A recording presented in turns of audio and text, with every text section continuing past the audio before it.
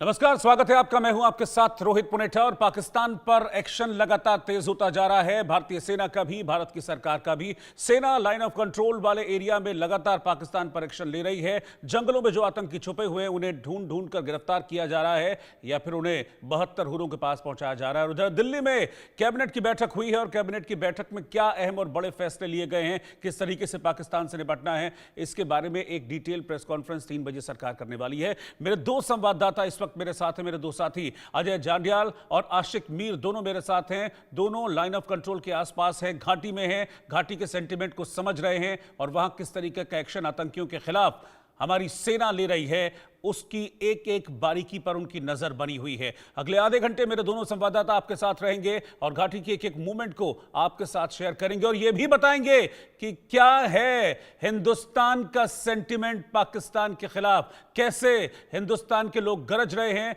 कि पाकिस्तान से बदला लो। Ajay, over to you. शुक्रिया रोहित। और लगातार इंडिया न्यूज चप्पे चप्पे से जम्मू कश्मीर के अंतर्राष्ट्रीय लाइन ऑफ कंट्रोल के इलाके से अपने दर्शकों को बता रहा है कि कैसे भारत और पाकिस्तान के बीच पैदा हुए तनाव, जब पहलगाम पे हमला किया उसके बाद जो हुआ, तब से लगातार जो है वो हरकतें देखी जा रही हैं। भारत लगातार संयम बरत रहा है। भारत लगातार सिर्फ एक चीज़ पर अड़ा है कि आतंकी और उसके जो आका हैं उनको नहीं बख्शा जाएगा, जबकि पाकिस्तान की तरफ से लगातार गीदड़ भपकियाँ जो है वो दी जा रही हैं। और लगातार कहीं ना कहीं कोशिश पाकिस्तान की ये कि किसी भी तरीके से जम्मू कश्मीर के जो इलाके हैं या फिर लाइन ऑफ कंट्रोल और अंतर्राष्ट्रीय सीमा की चौकियाँ हैं उनको निशाना बनाया जा सके। इंडिया न्यूज़ की टीम इस वक्त, मैं खुद जो है आपको बता दूं कि परगवाल सेक्टर में हूं और यहां से आपको आज बताएंगे सबसे बड़ी खबर। और आज की पहली बड़ी खबर है कि जम्मू कश्मीर में लगभग 120 से 25 आतंकी सक्रिय हैं और इन आतंकियों ने जम्मू कश्मीर के जंगलों में डेरा डाला हुआ है। जी हां, आपको बता दूं कि जम्मू कश्मीर के 20 डिस्ट्रिक्ट जो हैं उनमें लगभग 120 से 25 आतंकी सक्रिय हैं, जिसमें 60 से 70 आतंकी जम्मू, जबकि इतनी ही तादाद में आतंकी जो हैं वो कश्मीर में सक्रिय हैं। ये आतंकी लगातार अलग अलग इलाकों में, अलग अलग जंगलों में बैठे हुए हैं और जब भी इन्हें इशारा मिलता है वो भारतीय सुरक्षा बलों पर, सिविलियंस को निशाना बनाने की कोशिश करते हैं। ताज़ा मामला पहलगाम का है, जहां पर 22 तारीख को दोपहर लगभग 2:30 बजे के करीब इन आतंकियों ने, जो कि पहलगाम के जंगलों में छुपे हुए थे अनंतनाग में, साउथ कश्मीर में, उन्होंने भारतीय जो लोग थे वहाँ पर घूमने के लिए आए थे सैलानी, उनको निशाना बनाया और उनको निशाना बनाकर कहीं ना कहीं नुकसान पहुंचाने की कोशिश की।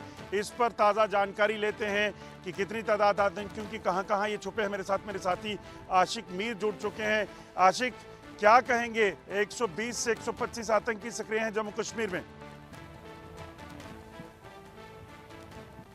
देखिए अजय, बिल्कुल जिस तरह से आतंकवाद पर प्रचंड प्रहार जम्मू कश्मीर में चल रहा है, तो अब एक इनपुट आया है कि 120 से 125 आतंकी जो है जम्मू कश्मीर में सक्रिय है, जिनमें से ज्यादातर आतंकियों की तादाद जो है वो पाकिस्तान से लश्कर और जैश-ए-मोहम्मद और टीआरएफ के है। फिलहाल हम भी इस समय एक सीमावर्ती इलाके में हैं। यहाँ पर हम नाम डिस्क्लोज नहीं कर सकते क्योंकि यहाँ पर आपको एक्सक्लूसिव तस्वीरें भी दिखानी है और पूरे देशवासियों को भी। मेरे वीजे आपको तस्वीरों के जरिए दिखाएंगे। ये पहाड़ जो आप देख रहे हैं, बिल्कुल इन्हीं घने पहाड़ों में लगातार पाकिस्तानी सेना की तरफ से जो है युद्ध विराम का उल्लंघन हो रहा है और बीते 5 दिनों से लगातार युद्ध विराम का उल्लंघन किया जा रहा है, जिसके चलते भारतीय सेना जो है मुंहतोड़ जवाब भी दे रही है। कुछ घर आपको दिख रहे होंगे और ये घर जो है पीओके में पड़ते हैं। हम एक ऐसे एरिया में इस समय है जहां से बिल्कुल साफ तौर पर पीओके के घर भी दिख रहे हैं और आसपास इलाके में जो है लोग भी कहीं ना कहीं चहल पहल करते हुए नजर आ रहे हैं। साथ ही साथ ये जो आप घने जंगल देख रहे हैं, इन घने जंगलों में ही पाकिस्तानी रेंजर्स, पाकिस्तानी चौकियां जो है वो बनी हुई है, जो कहीं ना कहीं घाटी के इस साइड में यानी सीमावर्ती इलाके में इस साइड में जो है फायरिंग करके जो है कहीं ना कहीं सिविलियन को टारगेट करने की कोशिश कर रहे हैं। हमने भी कई सारे लोगों से बात की जिनका कहना था कि जब भी पाकिस्तान की तरफ से युद्ध विराम का उल्लंघन होता है तो इन्हीं चौकियों से जो है वो सिविलियन पॉपुलेशन को टारगेट करते हैं। और कहीं ना कहीं अगर हम इस गांव की बात करें जहां पर हम इस समय है, यहां पर अभी तक जो है अगर हम 2019 के बाद की बात करें, जब से युद्ध विराम उल्लंघन हुआ, तो उसके बाद जो है लगभग ऐसे 5 कैजुअलिटीज जो है यहाँ पर हुई है और यहाँ के लोगों ने जो है कहीं ना कहीं कई सारे माल मवेशियों को भी खोया है। लेकिन फिलहाल जिस तरह से अब इनपुट आ रहा है 120 से 125 आतंकी जम्मू कश्मीर में सक्रिय है, वही दूसरी जानिब एंटी टेरर ऑपरेशन जो है इन्हीं घने जंगलों में इस समय चलाया जा रहा है, जिसके चलते अब कवायद तेज किए जा रहे हैं। क्योंकि पहलगाम में हुए आतंकी हमले के बाद लगातार सेना सुरक्षा बलों को बड़ी कामयाबियां मिल रही है। अजय,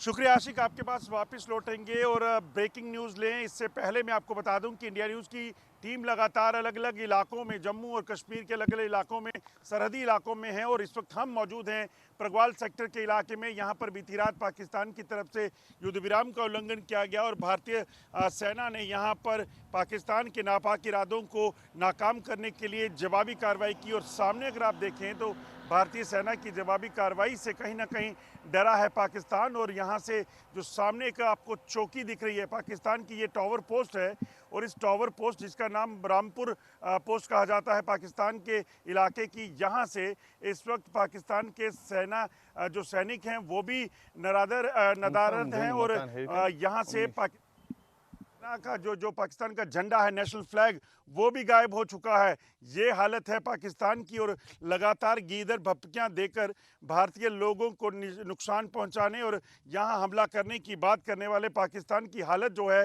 वो इस कदर पहुंच चुकी है। और ये तस्वीरें हम बता रहे हैं क्योंकि देर रात पाकिस्तान की तरफ से लगभग 6 इलाकों में युद्ध विराम का उल्लंघन किया गया, भारतीय चौकियों को निशाना बनाया गया और उसी के बाद से लगातार भारतीय सेना की जवाबी कार्रवाई चली है, जिसमें बारामूला की बात करें, कुपवाड़ा की बात करें, पहलगाम की बात करें या फिर जो है बाकी इलाकों की बात करें, उरी की बात करें या फिर ये प्रगवाल सेक्टर की बात करें, भारतीय सेना लगातार जो है वो जवाबी कार्रवाई कर रही है।